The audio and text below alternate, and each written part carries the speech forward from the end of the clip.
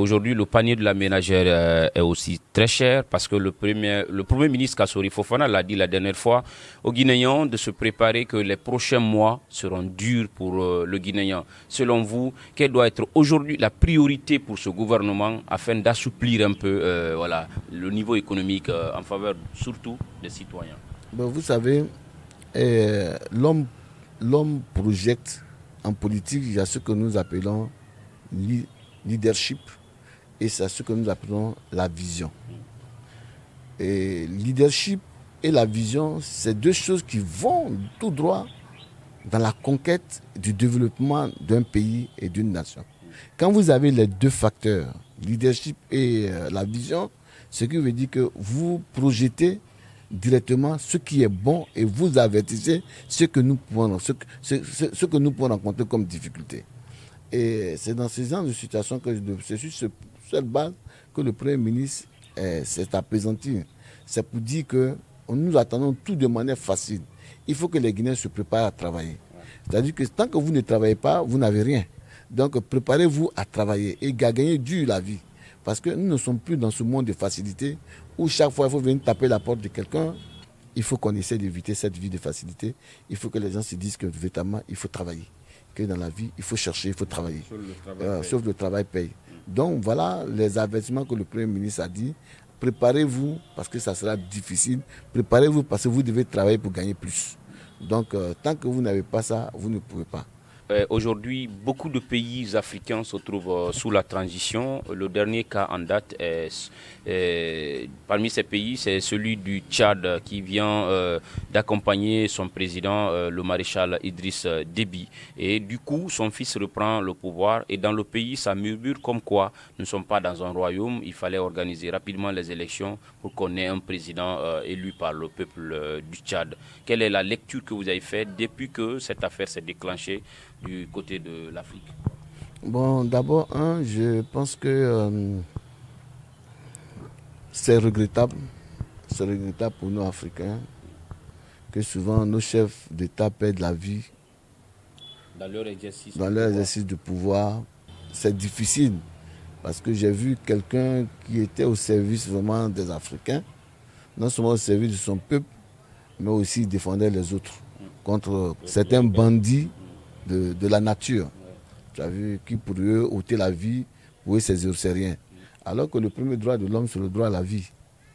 Donc, alors qu'il faut préserver cette vie, je pense que ça a été un sacrifice de trop pour mon homonyme Idriss Déby, le maréchal. C'est un sacrifice de trop. Mais c'est le destin, je dis c'est le destin. J'ai eu la chance de connaître son fils Zakaria Déby et aussi son tout dernier Premier ministre qui vient d'être encore reconduit par le fils, Albert Paimi Padaké, donc, qui est un ami personnel, un grand ami à moi, donc, qui vient d'être reconduit ce matin comme Premier ministre du Tchad, de cette nouvelle équipe qui va former bientôt.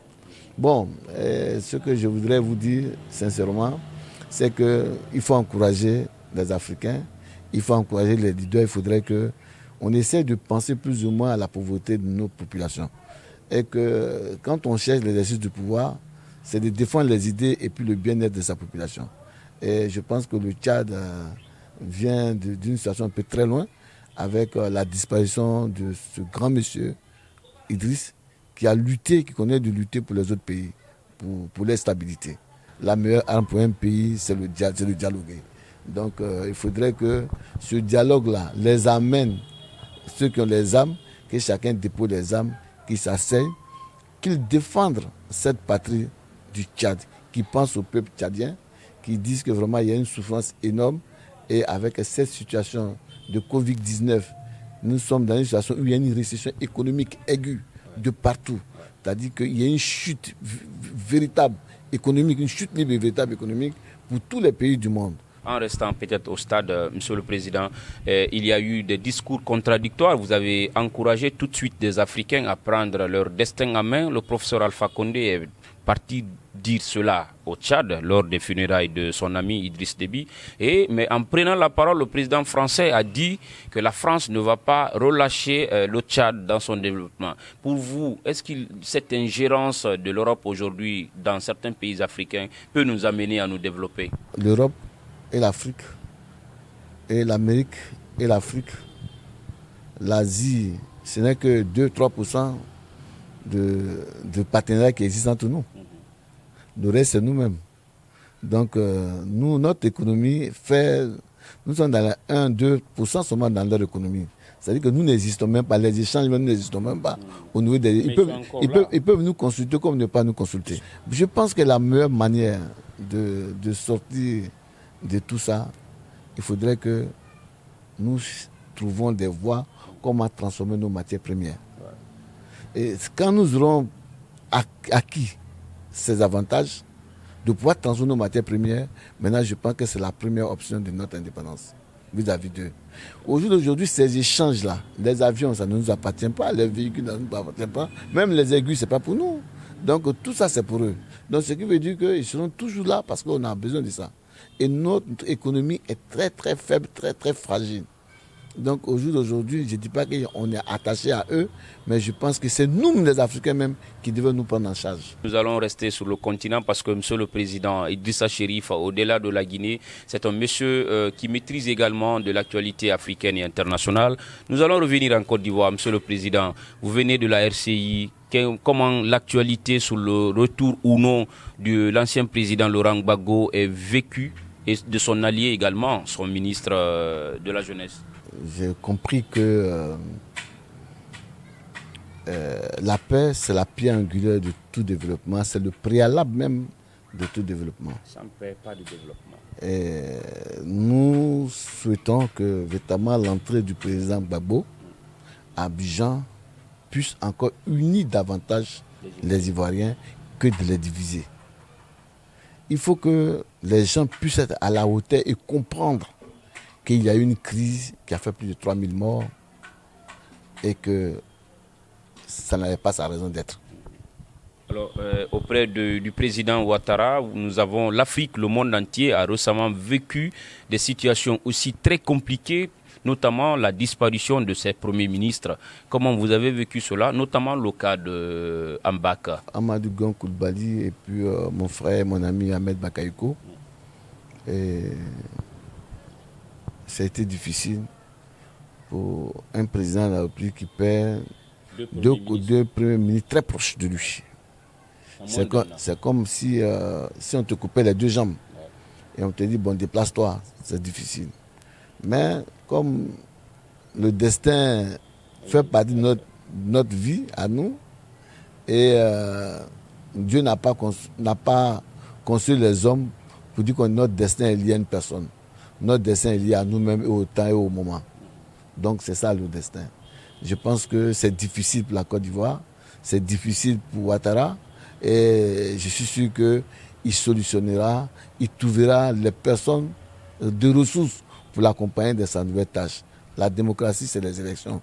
S'ils vont aux élections, celui qui gagne, c'est celui-là que Dieu a choisi. Je pense que c'est ce côté-là qu'il faut mettre en place. Souvent, cette question, peut-être, on ne vous pose pas cette question, mais quand on dit Idrissa Chérif, Côte d'Ivoire, la Guinée, il est ivoirien, il est guinéen.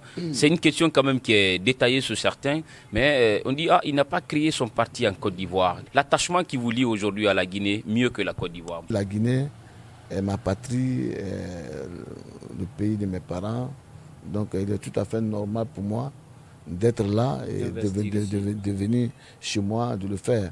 Mon fils, il est né aux États-Unis, mais cela ne fait pas de, même s'il est américain, mais cela ne fait pas de lui un Américain de souche.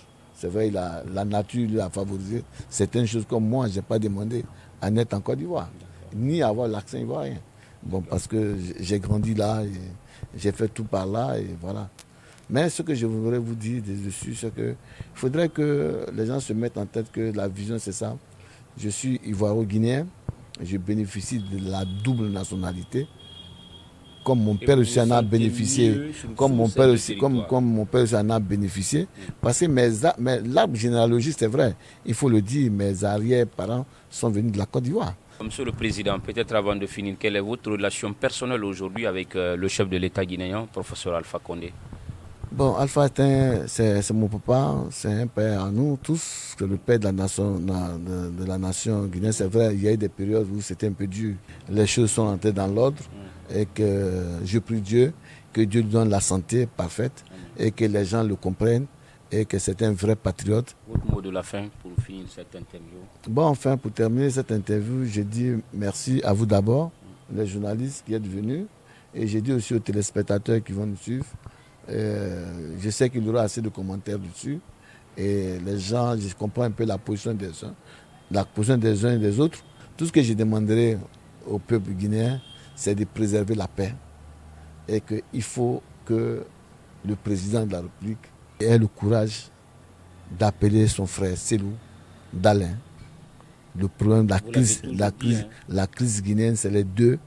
Donc il faudrait qu'il appelle et que les deux s'asseyent sur un plateau, à deux, ils discutent. Et que Cellou doit reconnaître qu'il y a eu des élections, qu'il a perdu ces élections. Et qu'il y a eu un vainqueur, le vainqueur c'est Alpha Condé. Et qu'on a besoin de paix dans ce pays, on n'a pas besoin de guerre. Donc je demanderai à chacun d'entre nous de poser bas la terre et que le président, ce n'est pas une faiblesse, mais c'est une grandeur, qu'il appelle Cellou. Vraiment, c'est lui qui doit l'appeler et qu'il y ait une discussion sincère et franche.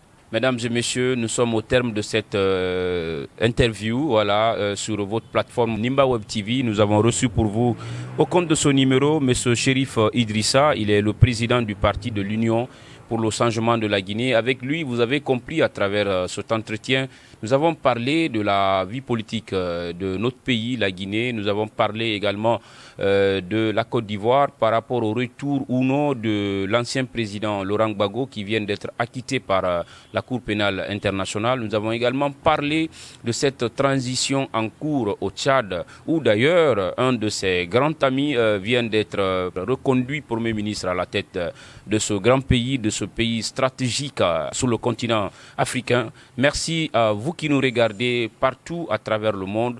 Nous vous disons grand merci. Bon Ramadan. Nous revenons pour un autre numéro avec le même plaisir sur cette antenne en ligne. Merci beaucoup.